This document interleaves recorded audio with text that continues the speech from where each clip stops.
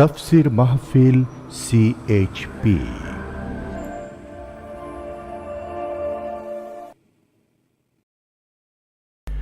বিসমিল্লাহির রহমানির রহিম। কোরবানি শিক্ষা গুরুত্বপূর্ণ বিষয়ে আলোচনা করছেন বিশ্বনন্দিত মুফাসসিরে কোরআন আল্লামা দেলওয়ার হোসাইন সাঈদী। শব্দধারণ মাহসিন সাউন্ড সিস্টেম। শুধু তাফসীর মাহফিল সিএইচপি চ্যানেলে আল্লামা সাঈদীর মূল্যবান আলোচনা দেখতে পাবেন। হযরত ইব্রাহিম আলাইহিসসালাম সবরের যে চরম পরাকাষ্ঠা দেখিয়েছিলেন, প্রথমেই সেই সম্পর্কে জানব। আমার ভাইরা, হযরত ইব্রাহিম আলাইহিস সালামের কথা আল্লাহ পাক কোরআনে কারিমে বলছেন, সবর কারে কয় দেখো, শেখো সবর কারে কয়। আল্লাহ পাক বললেন, ইব্রাহিম তোমার বিবি আর তোমার নবজাতক এই সন্তানকে রেখে আসো মক্কা নগরীতে। তিনি চলে গেলেন, সেখানে ঘর নাই, বাড়ি নাই, কিচ্ছু নাই, চতুর্দিকে ধুধু বালু আর মরুভূমি। হযরতে হাজরা বলছেন, ইব্রাহিম সামান্য পানি আর খাবার দিয়া আমার সন্তান শুদ্ধ এখানে রেখে যেতেছো, আমি কি অপরাধ করেছি? কোনো জবাব নাই। দুইবার তিনবার বলার পরে হাজরা বলছেন, ইব্রাহিম গো, তবে কি আমার আল্লাহর হুকুম মতো আমারে রেখে যাচ্ছ নাকি? হযরত ইব্রাহিম আকাশের দিকে আঙ্গুল উঁচু করলেন। কথা বলবেন, বাক শক্তি বেরোচ্ছে না। 80 বছর বয়সের সময় একটা বাচ্চা আল্লাহ তারে দিছেন, আর এমন বাচ্চা পয়গম্বরের ছেলে, কি সুন্দর চেহারা, মরুভূমির উপরে ফালাই দিয়ে রওনা হয়ে যাচ্ছেন। মুখ দিয়া কথা সরছে না, আকাশের দিকে দেখালেন। হযরত হাজরা বুঝতে পারলেন। হযরত হাজরা বলেন, ইব্রাহিম কোনো চিন্তা নাই, নিশ্চিন্ত মনে বাড়ি ফিরে যাও। আমি আমার আল্লাহর উপরে এতটা ভরসা করে আল্লাহর হুকুমে যদি আমার এখানে রেখে যেয়ে থাকো, ওই আল্লাহ পাক আমাকে আর আমার কলিজার টুকরা ইসমাইলকে পানিতে আর খাবারে মারবেন না, অবশ্যই তিনি ব্যবস্থা করবেন। ব্যবস্থা হয়ে গেল। হযরত ইসমাইল বড় হয়ে গেলেন। আল্লাহ পাক অর্ডার করলেন, জবাহ করো ছেলেকে। হযরত ইব্রাহিম আলাইহিস সালাম যখন জবাহের প্রস্তাব করলেন, হযরত ইসমাইল তা আপত্তি করতেন, বাবাজি আমার মায়ের আর আমাকে বাচ্চা অবস্থায় ফেলে গেলেন, খাবার দেন নাই, পরার দেন নাই, বছরের পর বছর আমাদের এখানে কাটলো, দেখতেও আসেন নাই, আজ আসছেন জবাহ দিতে। এটা কেমন কথা? কি ধরনের বাপ আপনি? এরকম বলছে নাকি? এরকম বলছে? হযরত ইব্রাহিম আলাইহিস সালাম প্রস্তাবটা কিভাবে পারলেন? আল্লাহ পাক কোরআনে কারিমে দৃষ্টান্ত রেখে দিয়েছেন। আল্লাহ পাক বলছেন, হযরত ইব্রাহিম ছেলেকে বললেন, ইয়া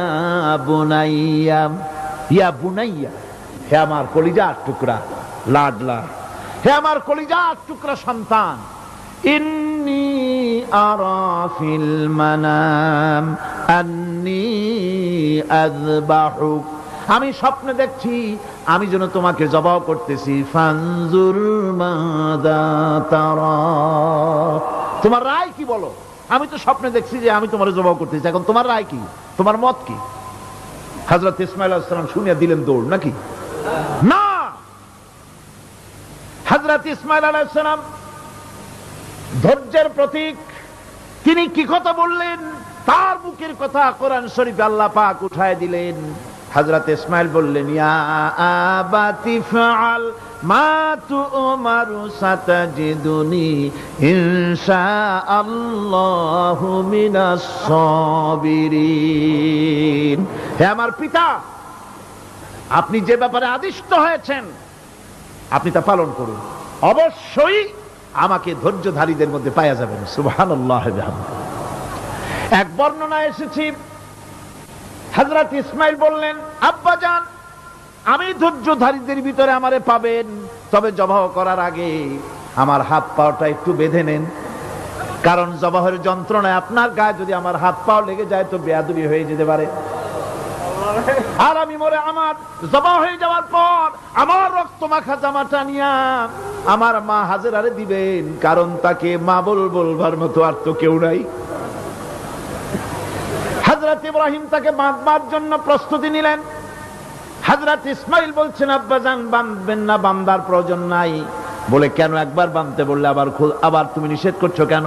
ছেলে বলছেন আব্বাজান বাঁধবো না এই জন্যে, হয়তো কিয়ামতেই প্রশ্ন উঠতে পারে যে আল্লাহর হুকুমে রাজি ছিল না বলে হাত পা বাঁধা জবাহ করছে। আমি এই সুযোগ দিব না, আপনি জবাহ করেন, আমি এতটুকু নড়াচড়া করব না।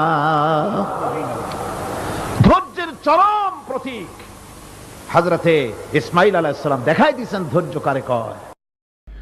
মহান আল্লাহ রাব্বুল আলামিনের নির্দেশে ইব্রাহিম আলাইহিস সালাম তার সন্তান ও স্ত্রীকে দূর আরবে রেখে আসেন। এখন আমরা শুনব সেই মহান আত্মত্যাগের কাহিনী। বলছেন বিশ্ববরেণ্য মুফাসসিরে কোরআন আল্লামা দেলওয়ার হোসাইন সাঈদী। শুদ্ধ এখানে ভালো হয়ে যাইতেছে, বাড়ি নাই, ঘর নাই, আমি কোথায় থাকবো, কোথায় আশ্রয় নেব, কে আমার খাইতে দেবে? তুমি আমার উপর রাগ করছো, কেন ফেলে যাচ্ছ? জবাব নেই। আবার বললেন কেন ফেলে যাচ্ছ? ইব্রাহিমের তো বুক ফেটে যাচ্ছে, বলতে পারতেছেন না, বুক ফেটে যাচ্ছে, সন্তান স্ত্রী এভাবে ফেলে যাচ্ছে, মুখটা মলিন। হযরত হাজরার হুঁশ এলো। হযরত হাজরা বুঝলেন ইব্রাহিম সাধারণ মানুষ নন, তিনি আল্লাহর নবী, আর নবীরা আল্লাহর হুকুম ছাড়া কাজ করেন না। প্রশ্ন করলেন ইব্রাহিম তুমি যে আমার এখানে রেখে যাচ্ছ এটা কি আল্লাহর হুকুম? হযরত ইব্রাহিম বলছেন অবশ্যই অবশ্যই। আর কিছু বলতে পারলেন না, উপরে আঙ্গুল চোখা করলেন, আমার আল্লাহর হুকুম তাই তোমার রেখে গেলাম। হযরতে হাজরা বলেন ইব্রাহিম মনে কোনো কষ্ট নিও না, কোনো চিন্তা করো না, তুমি নিরাপদে নিশ্চিন্তে বাড়ি চলে যাও, আমিও কোনো চিন্তা করব না, কারণ আল্লাহর হুকুমে যখন তুমি এখানে রেখে যেতেছ, আমি আমার আল্লাহর উপর এত বিশ্বাস করি যে আমার রব্বুল আলামিন তিনি যখন আমাকে মরুভূমিতে আমার বাচ্চা সুদ্ধা ফেলাই দিতে বলেছেন, আমার আল্লাহ এমন মেহেরবান যে আমার এই কলিজার টুকরা সন্তান আর আমারে না খাওয়াই আল্লাহ মারবে না।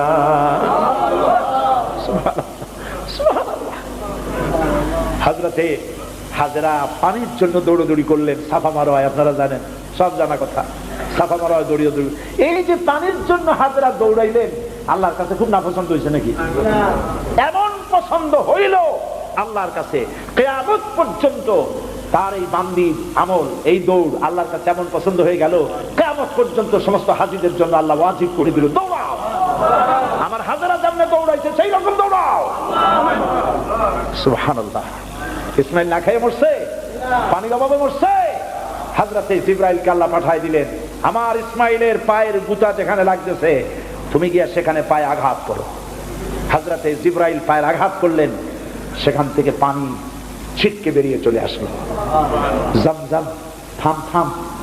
হযরতে হাজরা এসে দেখেন পানি চিকচিক করতেছে চতুর্দিকে, পানি থামানো যায় না, চতুর্দিকে পাথর দিয়ে বেড়া দিতে, তাও থামে না। তারপরে তিনি বলছেন জাম জাম, মানে থাম থাম। পানি থেমে গেল, কিন্তু পানির উৎস থামলো না। সেই পানি পৃথিবীর কোটি কোটি মানুষ আজ পান করে, লক্ষ লক্ষ মানুষ এই পানি দিয়ে গোসল করে, উযু করে, লক্ষ লক্ষ গ্যালন পানি প্রতি বছর সারা দেশে ছড়িয়ে যায়, মক্কায় যায়, মদিনায় যায়, জেদ্দায় যায়, সমস্ত জায়গায় যায়। দরিয়া ফুরায় যাওয়ার কথা, কিন্তু কুয়া ফুরায় না। সুবহানাল্লাহ। আল্লাহর কুদরত কাকে বলে? এগুলো কি কপাল পোড়াদের কিসমতে হবে? কপাল পোড়াদের কিসমতে হবে? আল্লাহ পাক ঈমানদার মুমিনদের জন্য সমস্ত নিয়ামত রেখে দিয়েছেন। আল্লাহ পাক বলেছেন ফিহা আয়াতুন বায়্যিনাত, অসংখ্য নিদর্শন। এই কাবা আর এই কাবা কেন্দ্রিক আমার অনেক নিদর্শন আছে, তাকায় দেখো কত নিদর্শন। আজ পৃথিবীর কোন শহর নাই নিরাপত্তার শহর যেখানে জীবনের নিরাপত্তা পাওয়া যাবে। আল্লাহ পাক বলেছেন ওমান দাখালাহু কানা আমিনান, যেই ঢুকবে মক্কায় আর মদিনায় সেই নিরাপত্তা লাভ করবে। সুবহানাল্লাহ, সুবহানাল্লাহ বলবেন না? সুবহানাল্লাহ বলবেন না? আমার বন্ধুগণ, এরই বলে সারেন্ডার করা। আল্লাহ রাব্বুল আলামিন বললেন আসলিম, সারেন্ডার করো। হযরত ইব্রাহিম আলাইহিস সালাম বললেন আসলামতু লিরাব্বিল আলামিন, সারেন্ডার হয়ে গেলাম। সারেন্ডার হয়ে এক পরীক্ষা পাস করলেন, আরো এক পরীক্ষায় দুটা পাস করছেন কিনা? সুবহানাল্লাহ। এবার 3 নম্বরের পরীক্ষা, 3 নম্বর। ছেলে এবার বড় হয়েছে, নাদুস নুদুস চেহারা, সুন্দর, সুবহানাল্লাহ, নাদুস নুদুস চেহারা, জ্ঞান হয়েছে। এবার যাও ছেলেকে জবাব করো। সুবহানাল্লাহ। একটার পর একটা মারাত্মক অগ্নি পরীক্ষা, ছেলের জবাব করো। হযরত ইব্রাহিম আলাইহিস সালাম বলছিলেন যে আল্লাহ এই রকমের কঠিন পরীক্ষা তুমি আমারে বানাইও না, বলছেন না। আমার মা বোনেরা, আমার ভাইয়েরা লক্ষ্য করেন, হযরত ইব্রাহিম ছেলেকে প্রশ্ন করলেন, তারে বললেন পরিষ্কার, আল্লাহ আমাকে অর্ডার করেছেন, ইন্নী আরা ফিল মানাম আন্নী আযবাহুক, আমি স্বপ্নে দেখেছি আমি তোমাকে জবাহ করতেছি, বলো তোমার অভিমত কি? ফানজুর মাযা তারা, বলো তোমার অভিমত কি? হযরত ইসমাইল বলতে পারতেন, আপনি আমার বাবা, আমার মায়ের শুদ্ধ করে ভালাই দিয়ে গেছেন, বছরের পর বছর খাবার দেন নাই, পরার দেন নাই, খোঁজ খবর নেন নাই, আজকে কোন অধিকারে আপনি আমাকে জবাহ করতে এসেছেন? বলতে পারতেন না? তিনি কি এটা বলেছেন? না। এর নাম মুসলমান। চিল্লায় বলেন সুবহানাল্লাহ। এর নাম মুসলমান। আল্লাহর হুকুমের সামনে মাথা নত করে দাও। হযরত ইসমাইল কি জবাব দিলেন? হযরত ইসমাইল বললেন, ইয়া আবাতি ফাআল মা তুমারু সাতাজিদুনি ইনশাআল্লাহু মিনাস সাবিরিন। হে পিতা, আপনি স্বপ্নে যে ব্যাপারে আদিষ্ট হয়েছেন, দেখেন ছোট্ট মানুষ কিন্তু তিনি কথা বললেন না যে আপনি স্বপ্নে যা দেখছেন তাই করেন। তিনি বললেন কি, আপনি স্বপ্নে যে ব্যাপারে আদিষ্ট হয়েছেন আপনি তা পালন করুন। ছেলের এই জ্ঞান হয়েছে আমার আব্বা আল্লাহর পয়গম্বর, আর পয়গম্বররা নিজের ইচ্ছায় কিছুই করে না, আল্লাহর হুকুম। আপনি আমাকে ধৈর্যধারীদের মধ্যে পেয়ে যাবেন, আমাকে ধৈর্যধারী পাবেন। আমি ছটফট করবো না, দৌড় দেব না। তবে আমার আব্বা তিনটা কাজ করেন। জবাহ করার সময় আমার হাত পা বাঁধেন, যাতে করে জবাহের বেদনায়, যন্ত্রণায় আমার হাত পা আপনার গায়ে লাগলে আমার বেয়াদবি হয়ে যেতে পারে। হাত পা বাঁধেন। 2 নম্বরে আপনার চোখটা বাঁধবেন ভালো করে, যাতে করে আমার গর্দান দেখলে এখানে ছুরি চালাইতে আপনার কষ্ট হইতে পারে, হাতটা শিথিল হয়ে যেতে পারে। বাপের কাছে ছেলের গর্দান বড় প্রিয়। বাপ তার ছেলেকে কাছে রেখে তার গর্দানের উপরে চুমা খায়, তার কপালে চুমা খায়।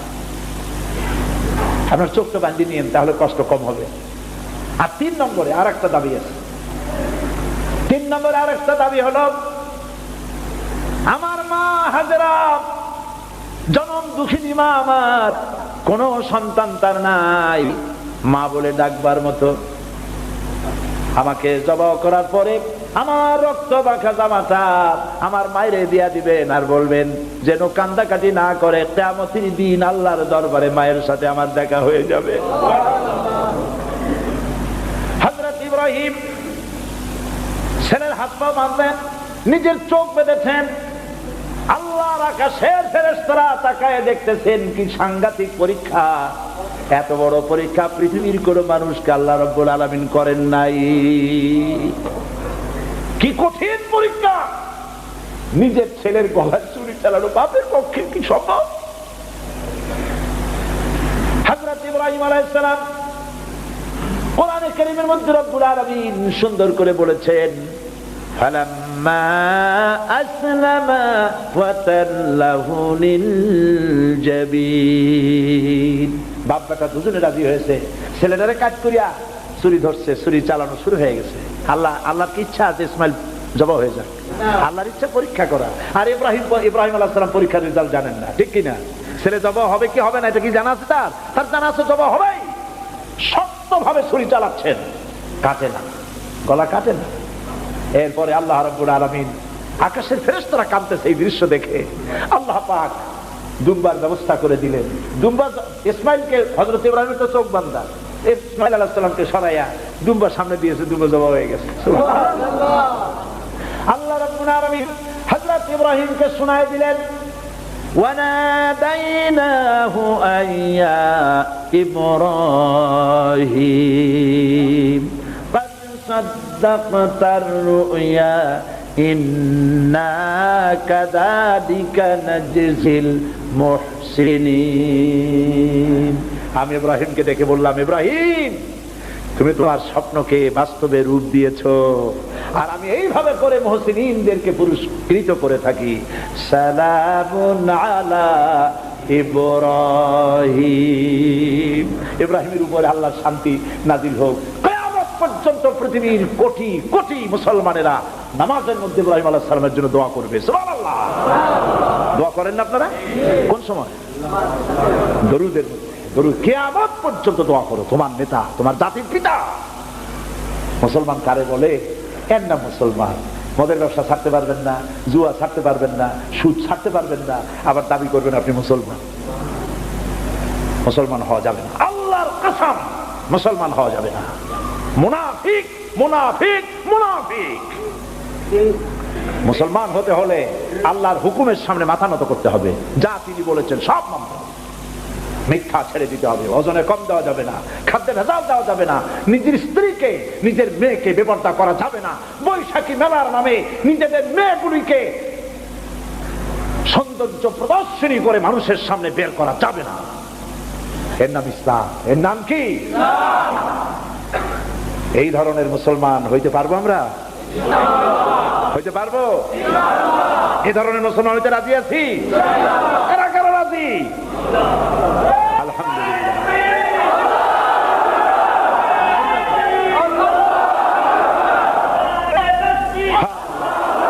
বলি আলহামদুলিল্লাহ।